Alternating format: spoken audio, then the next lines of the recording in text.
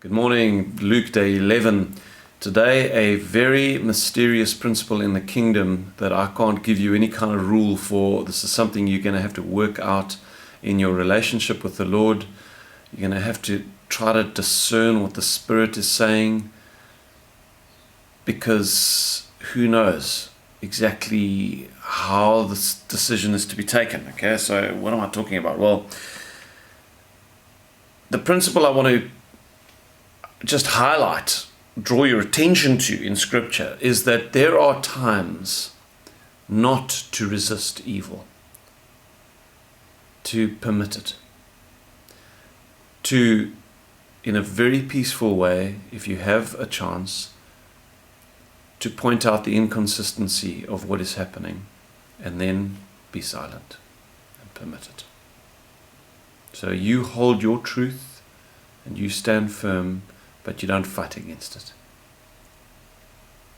Now that isn't always the case in Scripture, because we see even Jesus going into the temple, making a whip and resisting evil.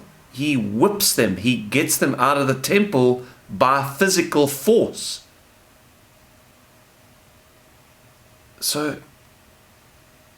when to allow and when to just be docile and not resist.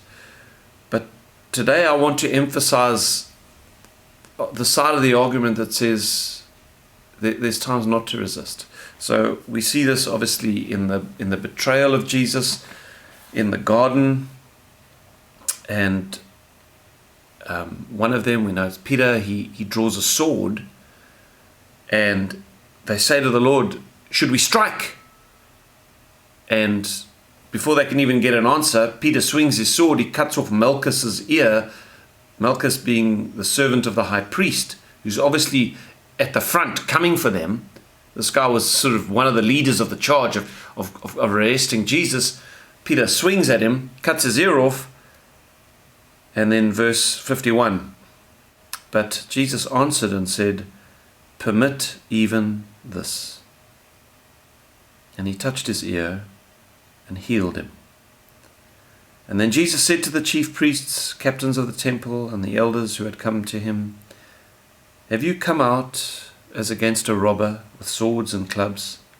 When I was with you daily in the temple, you did not try to seize me, but this is your hour and the power of darkness." This is your hour. He says to his disciples, "Permit even this," and he heals the guy's ear. There is a time to permit even this, and to just bless those who are sinning.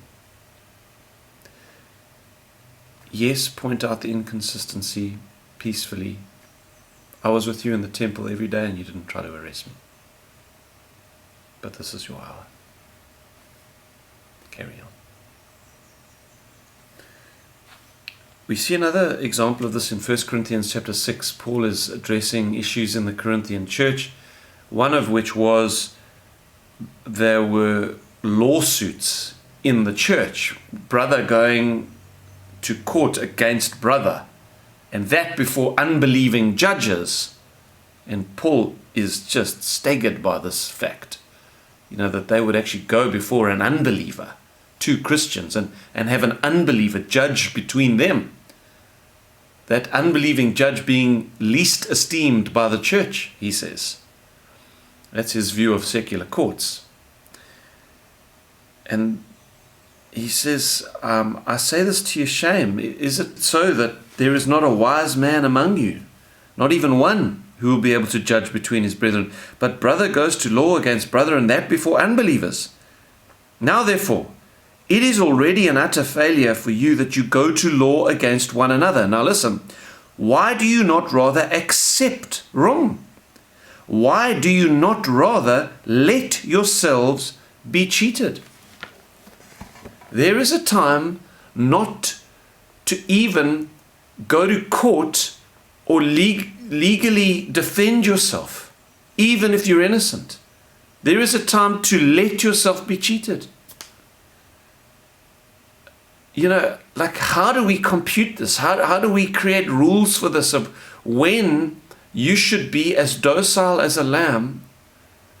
Speak whatever truth you need to in very short words, and then just let it happen, whatever happens, and not resist it.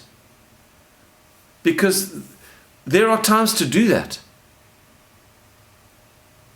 And maybe it is that in the providential moving of God, the sovereign control of God over all things, that you are watching this video at just such a moment.